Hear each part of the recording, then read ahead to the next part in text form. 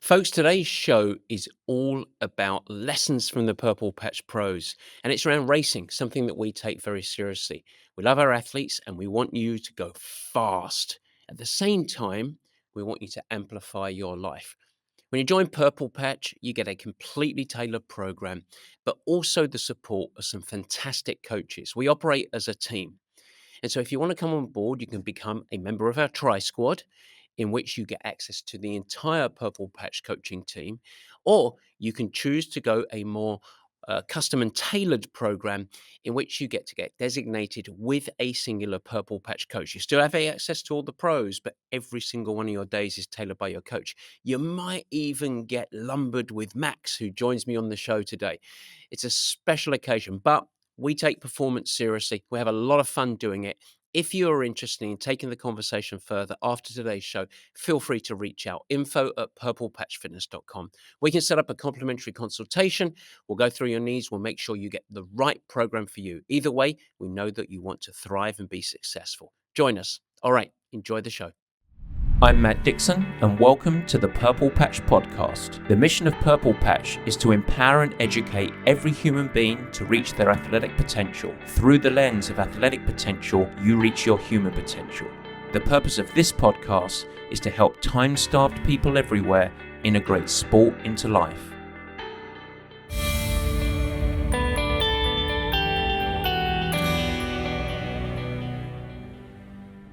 And welcome to the Purple Patch Podcast. As ever, your host, Matt Dixon. And once again, I get to get a little bit of an easier time this week because I welcome back my co-host and fellow Purple Patch coach, Max Gering. Max, welcome back to the show. Thanks for having me back. Happy Tuesday. Happy Tuesday. This is a part of our race preparation series. It is race season. It's upon us. We've got a lot of racing going on. I've got some plans to head to some of the races, and you had a little bit of a good idea of something that I think is going to be valuable, but also a little bit of fun. And you know me, I like to find every excuse for laziness. A little bit easier on me. So why don't you introduce to the listeners at home your concept and what we're going to do as we go through today's show? Perfect. So today we're going to do a little bit of a deep dive back into the Purple Patch Pro history, not for the sake of just talking about all the amazing wins and experiences that you've had with athletes, but really to give the listeners practical lessons that they can implement into their race season this season to help them race better and tap into their train potential. So we're going to go through swim, bike, run, mindset, nutrition, self-management, all the topics that are a part of racing. And for each topic, I'm going to ask you to tell a story about an athlete that you've coached so that the listeners can learn from something that athlete went through. Maybe it's something that they did well. Maybe it's something that they didn't do so well. We are going to find out. But that's the big idea behind today. And the reason being is I love stories. I think that stories are really, really valuable. They make it easier to learn lessons when we hear about someone else having done something or gone through something. I think it's a lot easier sometimes based off of that to implement it into our life and think to ourselves, oh, I could also do that. Or when you find yourself in a similar situation, remember what someone else went through.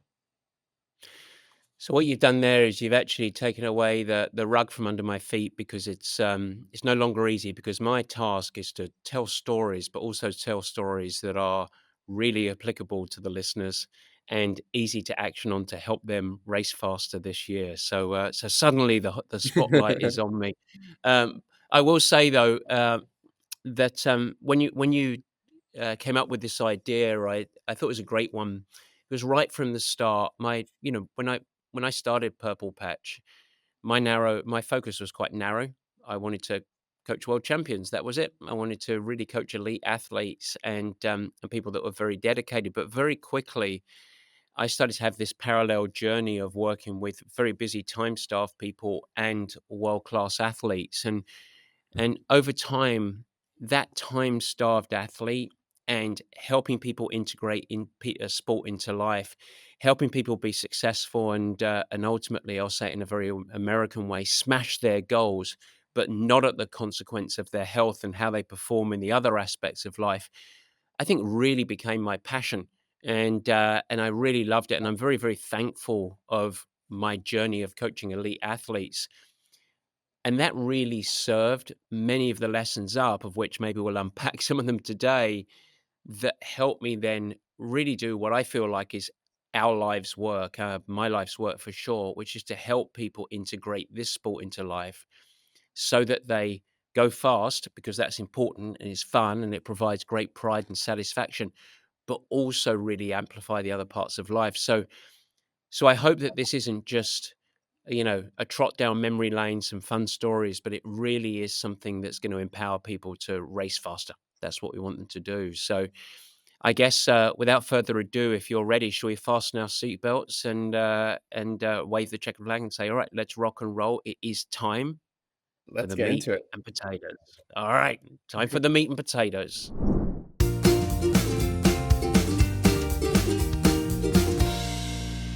All right, I'm gonna pull up a timer here just in case I need to keep us on a short leash and keep us going. That you don't get too excited. I want to start with before the race. A story of a Mm. pro. It can be something that either didn't go well pre-race and they had to make a mindset shift or a last minute adaptation to help them then go race and tap into their potential. Um, so, you sent me through the topics ahead of time, and so I had a little think, and this one I came up with two athletes, and I should say on this one, it's countless how many times we had athletes that had adversity going into races, and things did not go well, and still had great performances.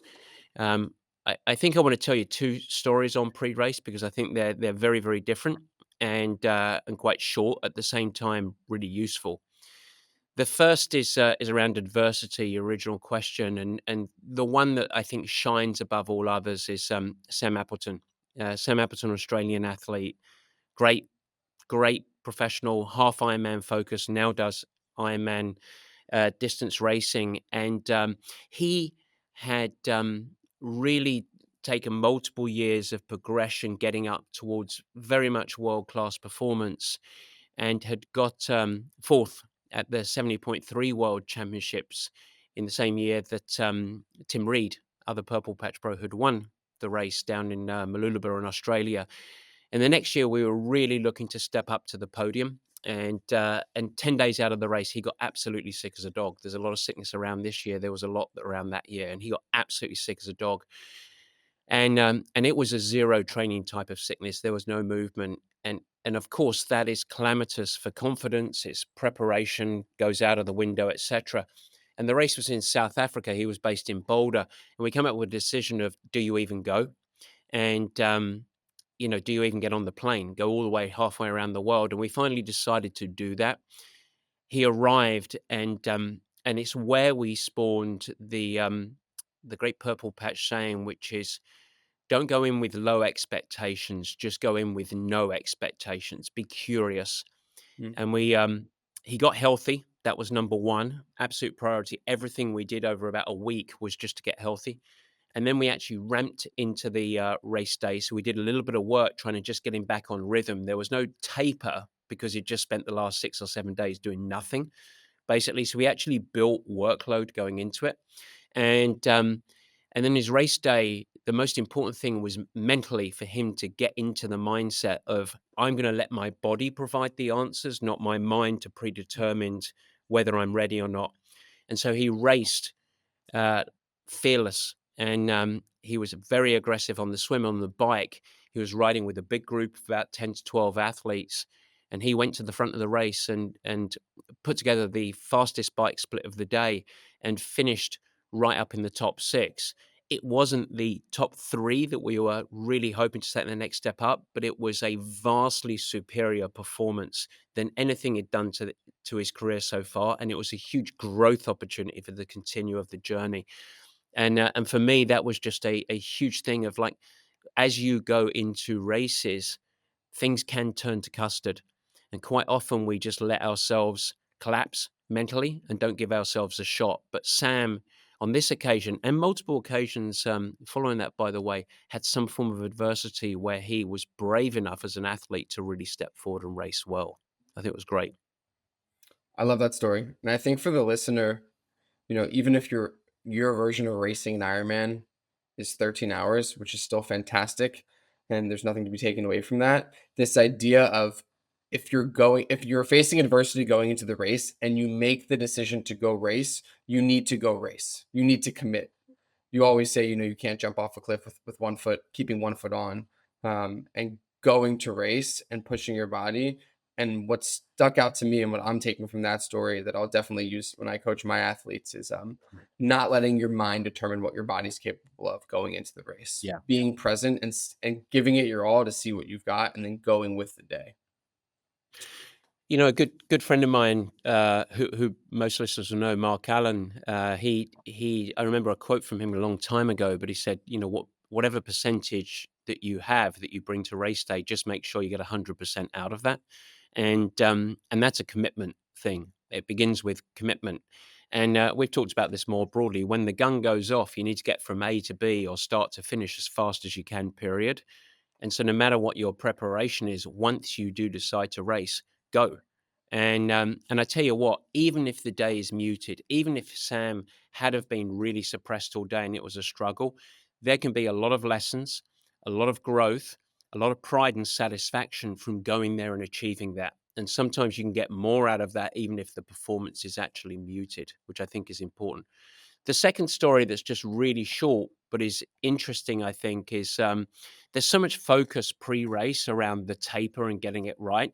And particularly as the distance of races get longer, whether you're talking about going to half Ironman or Ironman or marathons to 50Ks, it's a very different type of thing to land the plane in the right spot. You've got a much broader bullseye. And and there is no set way for athletes to prepare their body to have performance predictability on race day. The key in the journey is to start to understand what works for you. And we had athletes, and I'll just tell this story around that. We had athletes such as Jesse Thomas, people would have heard, that really liked to do very, very little. He liked his muscles to really repair, get fresh. And his last 2 or 3 days were minimal training, 20 minutes of this, 10 minutes of that. Laura Siddle was a very different athlete. And if folks know Laura, she was an absolute warrior and one of the most seasoned professionals, still racing professionally now. And what we started to work out with Laura is she performed better when she had training rhythm going into it. So we needed to make sure that we didn't build hard training in so far as stuff that was going to suppress her, but she needed longer work. So it was not uncommon for Laura to ride 2 hours, even 3 hours the day before a race. And that might seem absolutely crazy, but that's what she needed. 2 days out of the race, running 60 minutes, even sometimes 70 minutes. The way that we achieve that is to rest her multiple days before that, but then ramp into it. And it started to work for her. Now she's might do things a little bit differently, but that was in her younger years of racing professionally. That's what started to work. If she went down in a taper and had the typical sort of take it out of Triathlete magazine and template it, she would never race well. And so I think the message out of that is, as an athlete, you really need to understand what works for you. Don't just look at your neighbor. Don't follow what Jan Frodeno or Daniela Reef do because they're world class. Do what's right for you because we're all built a little bit differently. Yeah, I love that. And the way to do that is that's why you need B races, you need rest busters, you need things throughout the season. Don't let it all hang on your one key event. And one thing that I've learned from you also is when things go well in those lead up races, pause to reflect on why they went well. That's where you're also going to glean the lessons of what you should be doing in a taper, like what works for you. Not just pausing to reflect when things don't go well. Also pause to reflect when you win, because those are the things you want to double down on most likely. Yeah, and I'll add one thing to that as well, the way that we construct our training at Purple Patch. We have typically a couple of weeks of stronger work, not every single day, but heavy work for 2 weeks. And then we have what we like to label a transition week. That transition week, particularly as we edge into the season, similar to now, it really has the personality of what would be a typical race week. And the reason we do that is we want to infuse recovery into the block of training so we can create consistency. But we also enable athletes to start to understand how it is that they can get their body right for that weekend that typically on a transition week is some form of simulator, something that has the personality of a race. Hmm. And we know that it can be influenced by lots of different stuff in life, but over the course of a season, the body gets familiar, but also you can tinker and start to understand what works for you so that we can achieve ultimately this thing that is, I think, the magic elixir of performance and confidence building, which is performance predictability. I know what works for me. So you actually build it into the training. And I think that's a really simple and quite frankly obvious thing to do as a coach. But it's amazing how many athletes get to, their pre-race week or 2 weeks before and do things that they haven't done ever before. It's suddenly a radical change in the way they construct their training. And all that's going to do is physiologically confuse the body and I think erode confidence in the mind. So there you go. Yeah. Alrighty. On to the actual racing itself. Probably all of our triathletes' favorite part of the race, the swim. Mhm. What do you have for us there? Two things. Goodness me, I'm being too nice to Sam Appleton here, but awareness in the swim. For the even at the elite level, swimming in a straight line is the number one performance predictor of people's swim, and that's really important. But another thing that you develop as you become more familiar with open water swimming, more skilled at open water swimming, is awareness and an awareness of what's going on around you. And this is something that not just pros should really be aware of, but you see it consistently. And I've watched world championship races where professional athletes lose minutes and minutes of the swim, mostly because of a lack of awareness. And I'll give you a really specific example of this with actually that very same race, the Ironman 70.3 World Championships in South Africa. That was the first time that they were using drone technology to actually telecast from above the swimmers. And you imagine a, sort of diamond or arrow shaped swim with the leader at the front. You have this group.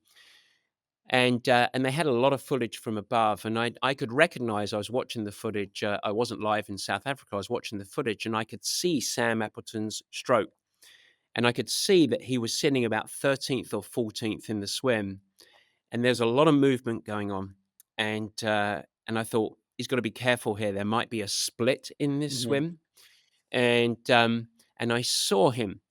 And I saw him sight, multiple strokes. And you could see he was looking around.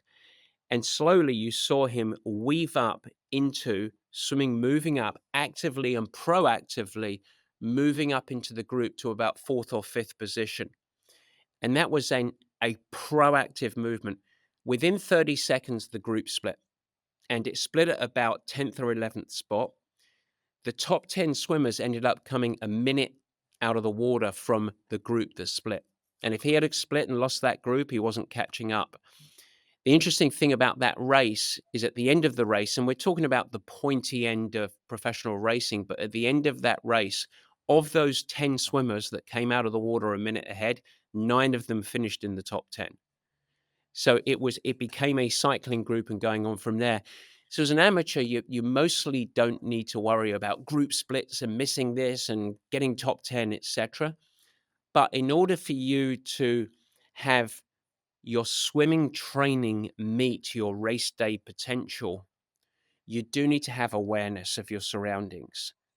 And that can be so far as what direction you're swimming in, whether you're swimming into the sun and where the buoy and the course is, or maybe you do have swimmers around you that you can get into a group if you're a little bit more advanced so that you can make your passage of the swim a little bit easier and a little bit faster. And so that awareness in open water is such a critical tool or skill, and it's ignored. Most people just train in the pool and then hope that it transfers into open water swimming, but you need to become familiar with it. So that was number one. The second quick story, and then I'll let you rebound off of me, was Sarah Piampiano, as everyone knows, one of my favorite Purple Patch pros to coach. But her weakness was the swim relative to her bike and her run. And one of her Hawaii Ironman World Championships, I can't remember the exact one, but it was a very, very hot year. And we were hoping to get Sarah well under an hour in the swim at Hawaii. She was a sub 60-minute swimmer globe generally, but in Hawaii it's a tougher swim. And we really worked a lot on her swim that year. And as sometimes happens, she had a really poor swim. And it wasn't just poor, it was catastrophic. She actually came out of the water second from last in the pro field. And this is someone that had aspirations to try and be in the top 10. And she was second from last in the pro field. Her time was somewhere around 1:14. It was Wow. Bex, it was catastrophic. Well off 1 Let no hour. I I was covering my purple patch logo on my shirt when it happened, and, um, and it's emotionally a double whammy for a pro athlete in Hawaii because as she rides out, there's a long out and back section, so she saw the gap. She saw the leaders, and she was just going up, uh, Kuakini, the climb, the out and back climb in town, and she realized she was 15 to 17 minutes down on the leaders. That's catastrophic. And it easily could have undone many athletes' races. Sarah rode her bike the best that she could, the way that we had planned her to ride her bike, and managed to put the swim behind her ears. It just evaporated, and she moved up. She managed to come off the bike in 24th place, and then she put together the fastest run of the day and moved into 7th place. And she salvaged what was an exceptional performance, probably one of the performances of her career. But she didn't allow looking at the split coming out of the swim to determine her mood or her strategy on the stuff that she could control in front of her. And that is world-class mindset right there. Control what you can control and put what has been massive adversity and ultimately real struggle of failure behind you. Don't worry about assessing your readiness. Get on to the next thing, the stuff that you can control. And that's what she did. I absolutely love that story. I don't think there's anything to add to that one. That's a good one. I will remember that. Good fun. Yeah. Good So fun. let's get going to the bike. What stories do you have for us when you think of the bike? It's a long bike ride for a lot of athletes if you're doing a full Ironman, if you're doing a half Ironman, especially if it's your first, and even if it's not your first, you're trying to go fast. It's a tough ride. So what do you have for us there? um, I've lots of stories of the bike. We had a really good reputation of developing very, very strong bike riders at Purple Patch, and We always still do. when we were We still do we, develop we strong bike riders. we still do generate. I think it's one of the superpowers I say with perhaps oversized ego, but we we. We really do have a good reputation for developing very, very strong riders and taking people to a whole new level. And Sam Appleton actually really did that, and Tim Reed really built up their their bike performance. But listeners have probably heard me go on and on and on about throwing, intervals and specific sessions and everything around the training in the classic sense of the word to our programming. And I always used to get questions: what are the workouts you're doing? What are the thing, what are the types of intervals? And I think that's relatively overblown. I don't want to dismiss that. It's still important, but that's not where the answer was for us. And it was really about what folks have heard me talk about a lot before around terrain management, becoming a better craftsman, an artist on the bike to try and get the biggest speed returns for the fitness that you have. There is one pro that maybe stands head and shoulders above the others relative to how she started to what she became, and that was an athlete called Meredith Kessler. When I first met Meredith, she'd done an Ironman and gone about 12 hours, and her bike took her, next to close to all day. And she was on a little old Quintana Roo and didn't know how to shift gears properly and just threw the hammer at it. And she actually had a few accidents in her professional racing, absolutely nothing to do with her. She was leading Eagleman, and an amateur athlete crossed the midline accidentally and went head on into her, causing a huge concussion, things that were out of her control. So she became more fearful on the bike, or aware, because she didn't want to get more concussions. So she rode with, let's call it, a less preferable aerodynamic position.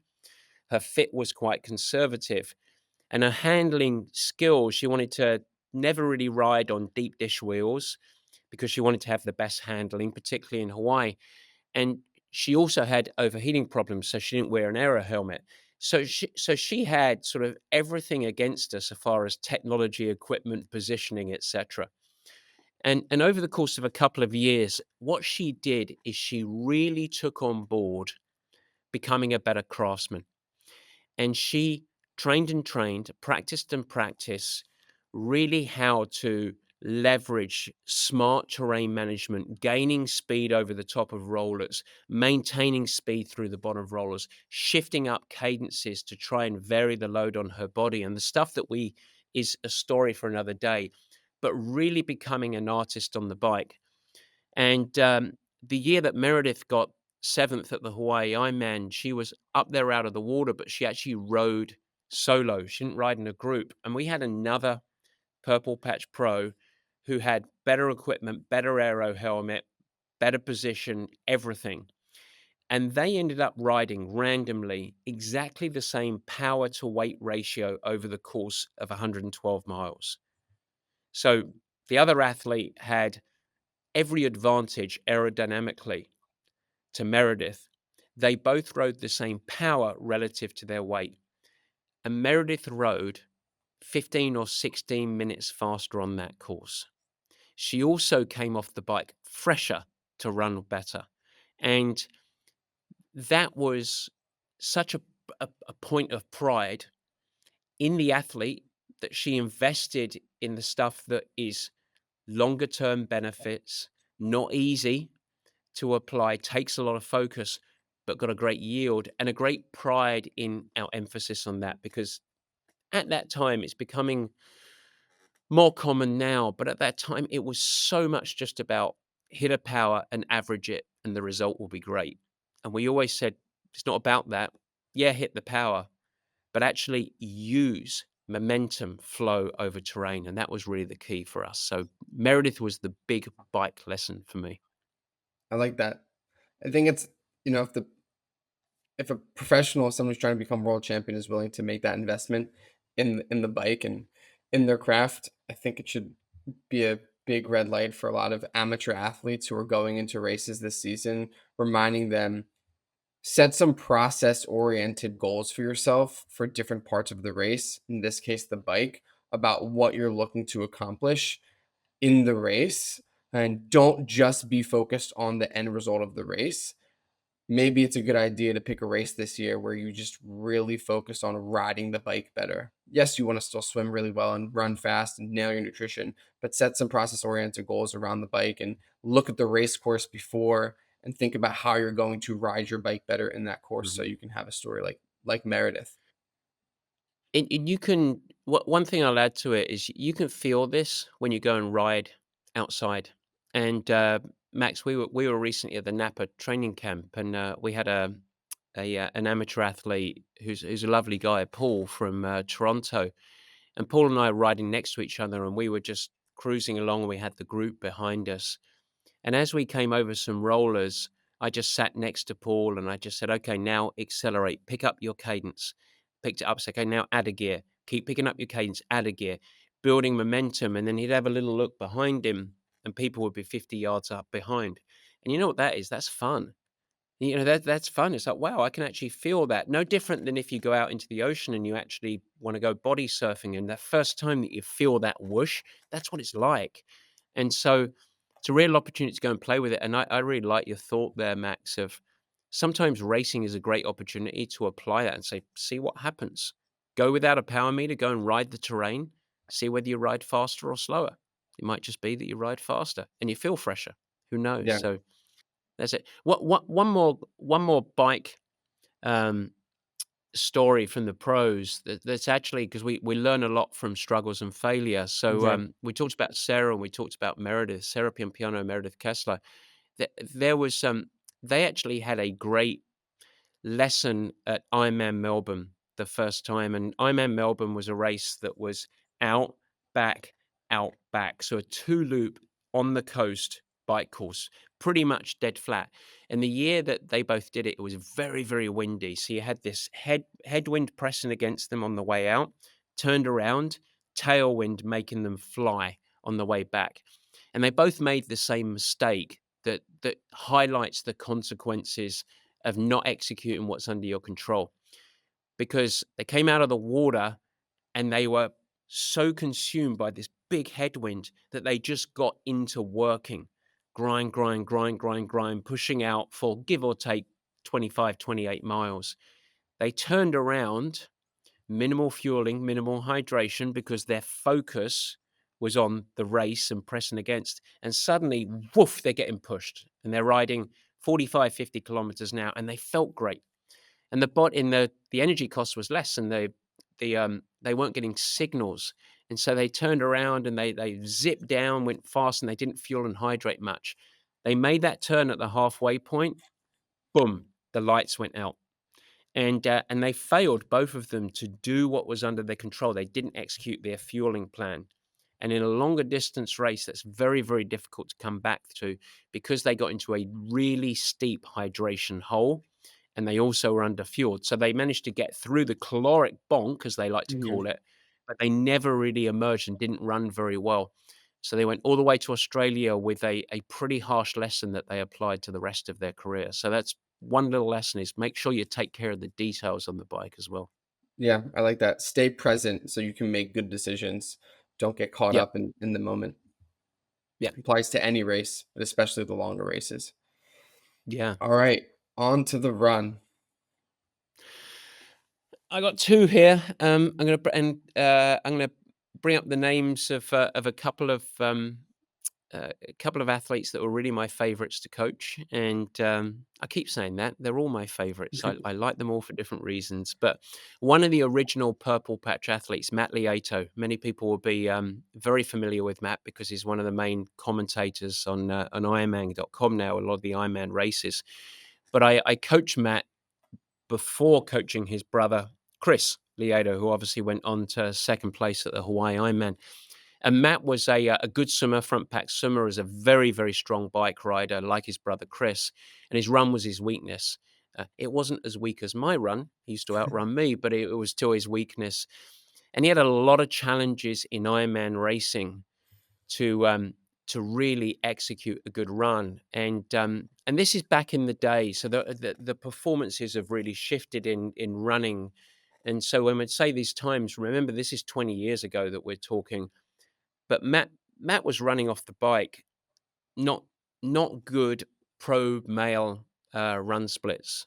3:15, 3:17, 3:18. Really struggling, coming to part in a lot of his running races, really frustrated. Rather than finishing races at third, fourth, fifth place, he was finishing at 13th, 14th, 15th place in Ironman racing. And I encouraged Matt to embrace walk breaks. I said, look, your challenge is your form is exploding in the back half of races because of mechanical fatigue. Let's come up with a strategy, not a point of weakness, but a strategy to try and offset mechanical fatigue. So you need to walk early and consistently. So we came up with a plan at Ironman Canada to walk every single aid station, 25 aid stations, 15, 20 seconds, 30 seconds if needed, right from aid station one. And we were going to commit to it just as a test, as you suggest, Max. And he did it. He came off the bike. He was right up there. He was actually running shoulder to shoulder with someone. That athlete, and I can't remember who it was, but that athlete ran through the aid station. Matt walked. The athlete looked at him. Matt gradually built up, went to the second aid station. Matt walked. It carried on. Matt's fastest run splits by mile was split mile 18, 19, 20, 21, 22, 23, 24, 25. 26 was a little slower because he was running down the chute, kissing babies and doing all the things that he liked to do. But he broke 3 hours, and that ended up with a podium finish. So it wasn't a tool of weakness. And I think it really was one of these stories to really lay down the testament of walk breaks are really useful tools for many, many athletes, even up to the elite level. And of course, we now leverage them at all levels of the sport. And that became, it takes confidence to do that in many ways, to actually integrate walk breaks. For the listener, can you describe a little bit physiologically what's happening? Why is the walk break beneficial? What's allowing? Is it they're just not burning as much energy? They're able to maintain better form. What's happening there with the amateur athlete that's really helping them tap into their potential? Yeah, it's not really saving energy, because you're looking to maximize energy expenditure over the course of the whole race. You just want to go as fast as you can doing it. What it's really doing is, it comes down to the root cause of this, of what is the biggest limiter in marathon racing off the bike, when you've already got multiple hours of fatigue in your legs because you've swum the distance and ridden the distance. The biggest limiter is not cardiovascular fitness. It's mechanical fatigue. It's musculoskeletal. How many athletes have gone through where they look down, they think, I can't even get my heart rate up. My legs just won't behave. So we need to come up with a strategy to try and get in front of that a little bit. And as people, and you've stood on the sidelines, Max, and see this, as people are running in an Ironman, quite often their posture is so poor because of the fatigue that's occurred with the fitness, and they're running with such low economy that the cost, to your point, is radically skyrocketing for every step that they're taking, because they've got poor posture, poor rebound, etc. So instead of that, it's better to have walk breaks to give mental and physical periods of restoration, so that then when they are running, whether they can run 1 minute, 2 minutes, 3 minutes, 4 minutes, 10 minutes, they are running with better form. So we always had this saying, run with the best form you can for as long as you can, as often as you can. And so you break it up with walk breaks. The other part of it then is, make sure that you're integrating the walk breaks at a time there that has minimal speed penalty. So do it on uphill grades and at the worst flats, or at time that you can do something useful going through aid stations. So it maximizes the potential that you're actually going to fuel and hydrate possibly Nice. properly, because you're actually going through rather than just chucking it down you. And I see people that do this. We had an athlete that ran 2:34 at the New York Marathon, and he took 6 or 7 walk breaks. This is a tool to get there because he really leveraged it. But it's not about how you run in the first 10K or the first 6 miles or so of the marathon. It's, can you maintain the same form, the same posture with the best speed possible in the last 10K, because that's where all the damage occurs, the back half of the race, basically. So that's the spirit behind it. I love it. I think that's a really important lesson for a lot of athletes, and if they do that, they'll be a lot more successful. And I see athletes struggle with it even in training runs. Just as a side note, I mean, mentally, confidence wise, they have a hard time integrating walk breaks into a soul filling run, into an easier zone 2 run. There's just something about it that makes them uncomfortable. But once they start to do it and they do it a few times, it is an unlock, and they look at the time at the end of the run. They say, "Wow, I ran actually faster in this run, and it felt easier." You know. Exactly. There wasn't a Purple Patch Pro, including, Stanford trained runners, Jesse Thomas, Melindy Elmore, Olympic Games qualifier in the 1500, Canadian marathon record holder. There wasn't a run, a Purple Patch Pro, that didn't integrate walk breaks in training. That's every single one of these. And a part of the reason that we did it in training as well was not just we wanted to achieve all of the benefits of the training, cardiovascular and muscular, but we wanted to minimize injury risk and minimize the negative impact of the subsequent days of training. So you could go out and do a big long trail run, integrate some walk breaks the next day, be really good to go and do a tougher swim, and by the day following that, go and do intervals again. So we wanted to avoid the long tail impact, because we're balancing 3 sports. So it's all about smarter training rather than just, I need to do it, and shit, it's hard. I've got to go long, so I'm just going to suffer through it. This, that's not what the sport is about. It's not about going into the gym and climbing up a rope and hanging there as long as you can. That's the wrong mindset. You don't want to be a doorman of an Eastern European disco. You want to be a ninja. That's what we're looking to do. I love it. Anybody else that comes to mind on the run before we get into nutrition? Yeah, I wanted to integrate Cecilia Davis Hayes, who many people won't have heard of. Purple Patch Pro, but let me just Cecilia Davis Hayes is one of the most amazing human beings I've ever met in my life. And she successfully raced as a professional athlete and achieved multiple podiums and achieved qualifying time in the in the marathon Olympic qualifiers, standalone marathon as well. All the while being in residency at Columbia as a medical doctor. And everyone that's gone through, or anyone that has known anyone to go through the journey of medical school and residency, it's very, very difficult to have any sort of a life outside of that whole dedication. She was racing professionally around the world and did it really successfully. And for her, it is the one of the great case studies of the time-starved athlete. And it so happened to be at the world-class level. But one of the things we learned with her, she was very tall, over 6 foot tall. When she ran, she looked, and I say this in a really complimentary way, she looked quite gangly. She didn't look like a natural runner. She had long limbs, so it was loping more and pretty high injury risk. And we really leveraged the bike, particularly strength endurance, that low big gear work that we do.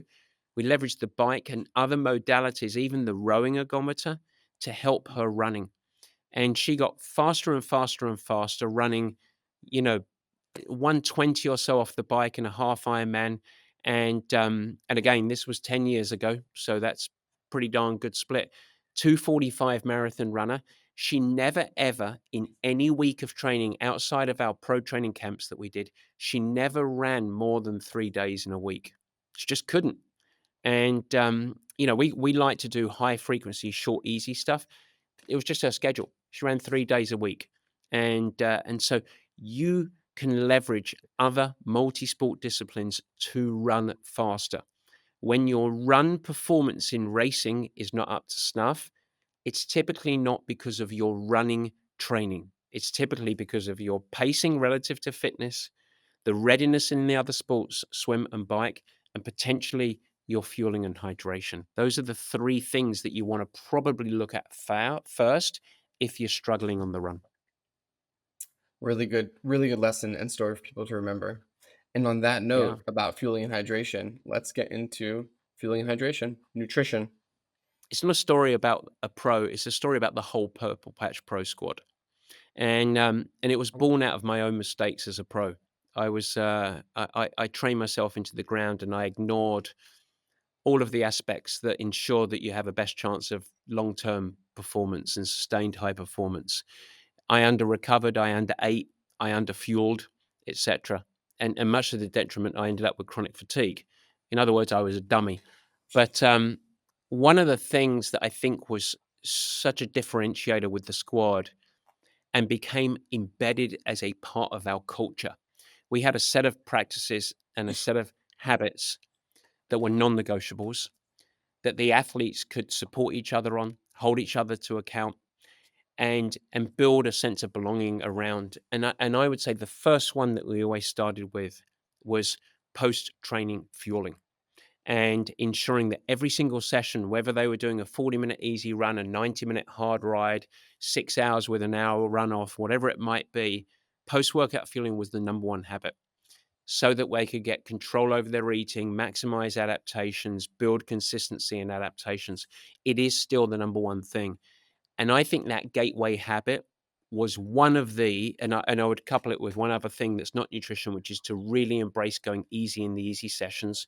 Those 2 things were 2 of the gateway habits across the pro squad, many of the names that we've talked about already, that really enabled them to have great performance predictability and real longevity in their careers. We had incredibly low injuries.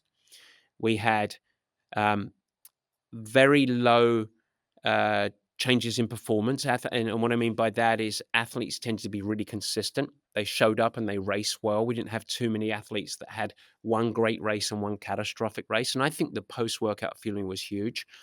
Coupled with that, and I'll give you a specific name, actually the relationship with food became really important as well. And Sarah Piampiano, after she'd broken her femur, which was a catastrophic injury, reinvented herself as an athlete. And one of the big things, she did a lot of work with Scott Tyndall from Fuel In. That's how we actually met Scott. And Sarah was Scott's first triathlete that he worked with. He came from professional rugby, professional hockey, professional rowing. And he got Sarah to fuel the training. So she looked at food as fuel. What does my body need, not what do I want? And I think that was the radical shift to actually have her go from really pretty good to world class. And the last 4 or 5 years of her career were built off of a platform of fuel. And so less around racing and more preparedness to race. If you want to race well, you better start looking at food as fuel and feeding the beast. It takes a lot of calories to support the training necessary to be ready for a marathon, a half Ironman, an ultra, whatever it might be. And under that umbrella, absolutely embrace post-workout fueling. It's a great habit for every level of athlete, I would say. I love it. Super important for all of our athletes, especially if you want to also have that energy in your life. Even if you're not looking to be a world champion, this is really, really important. And one thing on nutrition, then we'll keep going, is I think it starts with a mindset shift. A lot of athletes say to me, it's hard. It's hard to eat so much. It's hard to be on top of my food. Yeah. You're right, it is hard. But so is training for an Ironman in general. So is running a marathon in general. You do hard things. As an athlete, doing hard things is part of your MO. So just add it to the list of hard things that you do. Um, and start with small changes like post-workout fueling. Don't go from 0 to 100, but the commitment to eat more and fuel your training starts with a mindset shift. And for a lot of athletes, I think they need to get out of it's not just about how many grams you're consuming on the bike in your training. It's the whole day. What are you eating? What are you drinking throughout your day? That's really where the unturned stones are. Self-management and race strategy or mindset. You can choose our next one, potentially our last one. Yeah, I got a couple here that I think are good. Um, I think this is a really useful one for amateur athletes, but it's a story of a pro. And this was many fans' favorite pro for many years, a guy called Jesse Thomas that I got to coach for. I actually coached Jesse all the way through his pro career, so for 10 years. Well, And from amateur to retirement, really a world-class athlete. And we had 1 year that he was racing. The half Ironman World Championships were in Zell in Austria. And I really felt like this was at the height of the Sebastian Kienle era of racing. And I really felt like Jesse had an opportunity to go there and get on the podium. And as he entered the last probably 10K of the bike race, he was sitting with Sebastian Kienle, both very, very strong bike riders, coming up on the front group, and was basically in 5th or 6th place. But Jesse was a great runner, and toe to toe with the greatest runners in the sport. And I looked at it and was just like, it's done. And unfortunately, and these things happen in sport, he got a penalty on the bike, which was unfortunately, and people always say this, a bogus penalty, but it was enough that after the race, both the head referee and the referee that did it realized they'd made a mistake and apologized. And it took him from 6th place to 16th place. He ran into 12th. That day, Jesse really could have been top 3. One of the biggest frustrations of his career, I'm sure. He was in Austria, deeply frustrated, and I persuaded him to delay his flights home and said, "You should go and race an Ironman in Wales." And Jesse had not trained for an Ironman. He had no aspirations to do an Ironman. He was deeply frustrated. He thought I was bonkers, and I suggested he should do it. And he did it. He off of quote 0 training for an Ironman. Now these pro athletes are incredibly fit, well able to go the distance. Mostly of that is mindset. There is some difference in training approach, but I really had confidence that Jesse could do it. But here's the key thing of the story. When he did Ironman Wales, which listeners will know if they've done that race, a very, very difficult Ironman, one of the big challenging races. And he said, how the hell am I going to go and do this? I said, it's very, very simple. What I want you to do is swim, bike, and run like it's training. I want you to go and train all day. Don't race this thing. And so you can utilize people around you, other athletes, as pacers. But if it feels too strong, stick to training and just train all day. And with 10K to go, if you feel fine, you can race your heart out. Just let it. It's a 10K race. You go and do that, but train all day. And I've got to say, Jesse did something that is very, very difficult to do if you've never done it before and you're racing at the pro level. He went and trained all day. And what that enabled him to do is what most athletes should do in their Ironman performance is to not override, not overswim, stay really calm and just focus on himself. Fueling, hydration, pacing, etc. He got off the bike. He didn't have any of those deep low moments that sometimes occur. He was just internally focused on what he had to do all day. He got to 10K. He was in a foot race. He raced and he won the race. And the one that winning the race is fantastic. First time Ironman and everything like that. But it was because he had the courage to actually pace in a really sensible, smart way. And so many athletes get over their skis, as they say, and too ambitious with visualizing the dream race performance, when often the dream race performance just comes from or emerges from being consistent all day. So I'm not sure if you have any rebound on that, but that was story number one. No, I really like that. I see a lot of threads of connection between that story and a lot of the other stories of success of these athletes is it comes down to being present and controlled in their races. And then Yeah. they're able to go and make really good decisions and tap into their potential. And I think that's just something for me that comes to mind. But we'll keep rocking and rolling. Anything else on self-management and race strategy? Another athlete that you want to highlight, or do you want to do mindset? The only thing I'll say, race the race in front of you. Rasmus Henning, 2009, Ironman China, first year, 113 degrees, 45 degrees Celsius, incredibly hot. You remember, Rasmus was an Olympian. He was one of the sport's great athletes in the history, and probably a typical 2 hour and 40 minute or so marathon runner off the bike. When he won Ironman China, his run split was 3:38. It was so suppressive, and he still won the race by half an hour. It was so suppressive, but what he did was he was aware, present, and he adjusted relative to the oppressive conditions to give himself the best opportunity to run the race. And the interesting thing about it is that his run was mostly pretty even split there. It wasn't very fast relative to, but it was race the race what's in front of you. So stubbornness, that was just a small one. And then just on mindset, um, I, I won't go through because of the sake of time, but I have to mention Rachel Joyce, because Rachel Joyce, I had the privilege of coaching her for several years.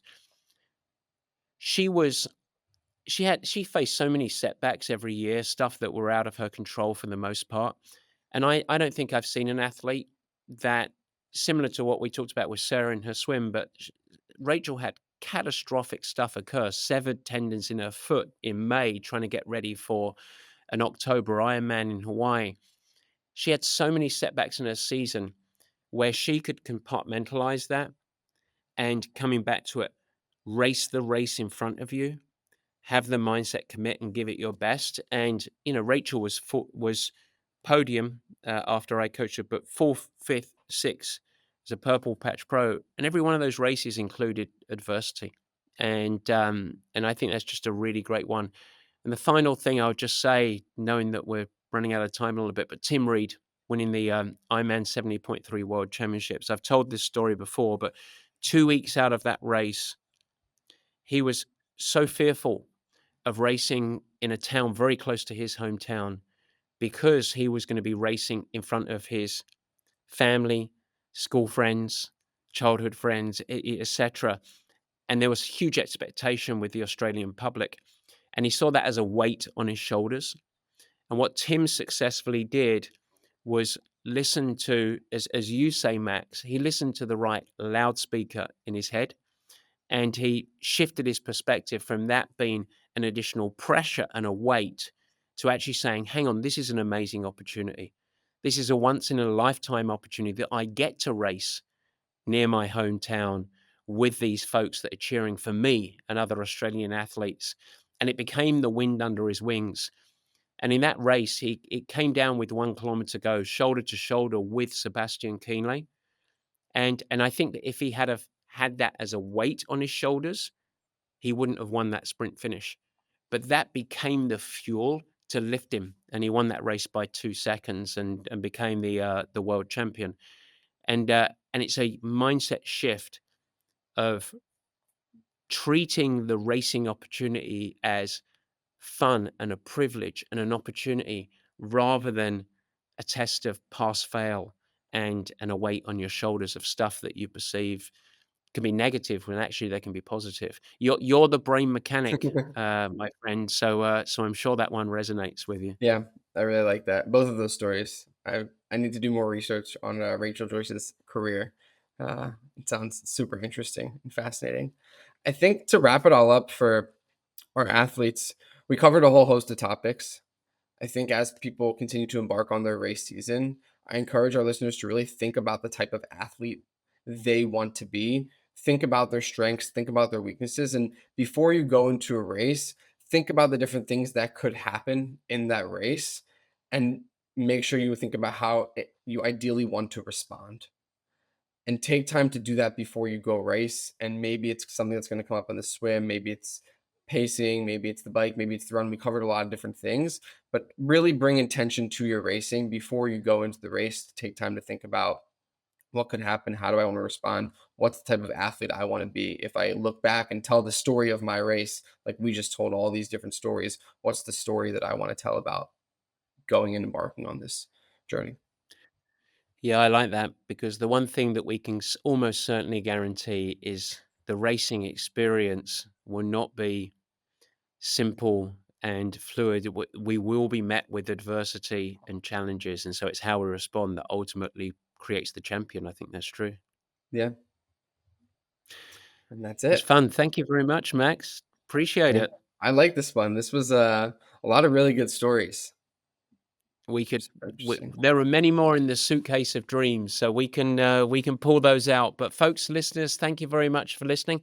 Hope that's helpful. Hope you can pull some of those stories and maybe carry you with you on race day. As ever, if you want to extend the conversation, reach out to us, info@purplepatchfitness.com.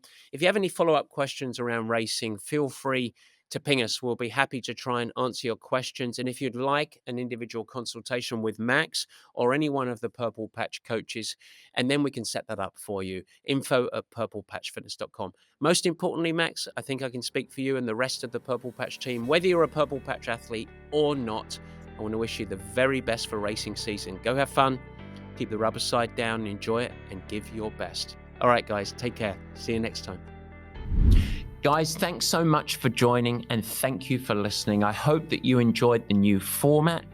You can never miss an episode by simply subscribing. Head to the Purple Patch channel of YouTube and you will find it there and you could subscribe. Of course, I'd like to ask you, if you will subscribe, also share it with your friends, and it's really helpful if you leave a nice positive review in the comments. Now, any questions that you have, let me know. Feel free to add a comment and I will try my best to respond and support you on your performance journey. And in fact, as we commence this video podcast experience, if you have any feedback at all, as mentioned earlier in the show, we would love your help in helping us to improve. Simply email us at info@purplepatchfitness.com or leave it in the comments of the show at the Purple Patch page, and we will get you dialed in. We'd love constructive feedback. We are in a growth mindset, as we like to call it.